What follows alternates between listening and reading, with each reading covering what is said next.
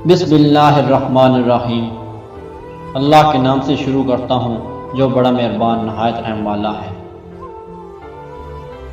نصیب ہار جاتا ہے لیکن دعائیں ہمیشہ جیتی ہیں۔ یقین کے ساتھ اللہ سے مانگتے رہو، وہ رب تمہیں مایوس نہیں ہونے دے گا۔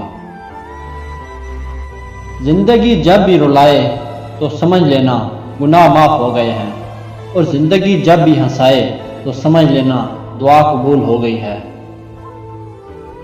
اللہ کسی کو پسند کرتا ہے تو اسے خوب آزماتا ہے، بس تم صبر کرنا، کیونکہ صبر کرنے والوں کی منزل جنت ہے۔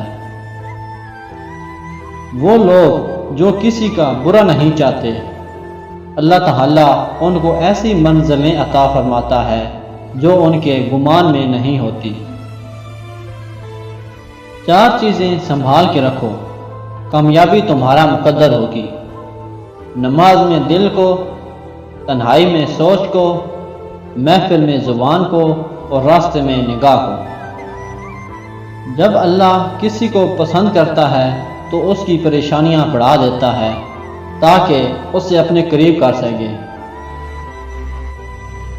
لوگوں سے ڈرنا چھوڑ دو، کیونکہ عزت اور رزق کسی کے ہاتھ میں نہیں، اللہ جسے چاہے بے حساب دیتا ہے۔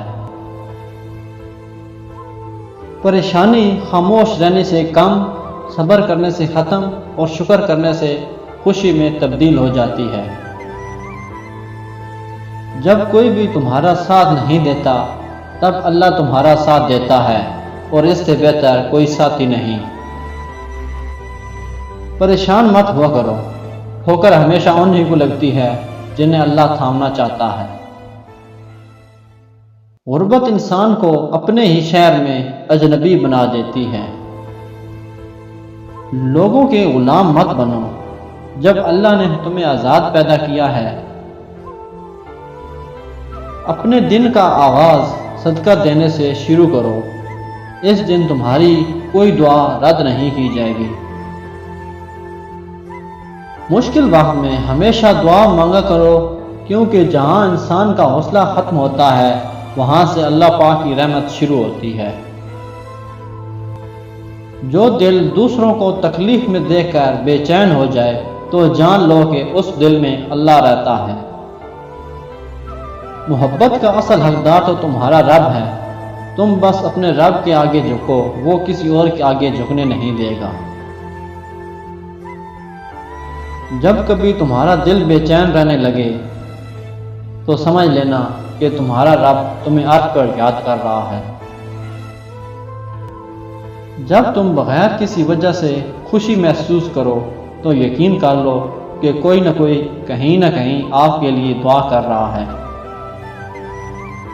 دنیا کی سب سے بہترین، خوبصورت اور حسین نعمتوں میں سے ایک نعمت نماز ہے۔ جو سکون اس میں ہے ویسا سکون اور کہیں نہیں۔ جو دعا سے بھی نہیں مل رہا تو سمجھ جاؤ کہ اللہ نے اس سے بہتر آپ کو عطا کرنا ہے۔ جب رب راضی ہونے لگتا ہے تو بندے کو اپنے عیبوں کا پتہ چلنا شروع ہو جاتا ہے، اور یہی اس کو رحمت کی پہلی نشانی ہے۔ جب میری دعا قبول ہو تو میں خوش ہوتا ہوں کہ اس میں میری مرضی ہے، اور جب قبول نہ ہو تو میں اور خوش ہوتا ہوں کہ یہ رب کی مرضی ہے۔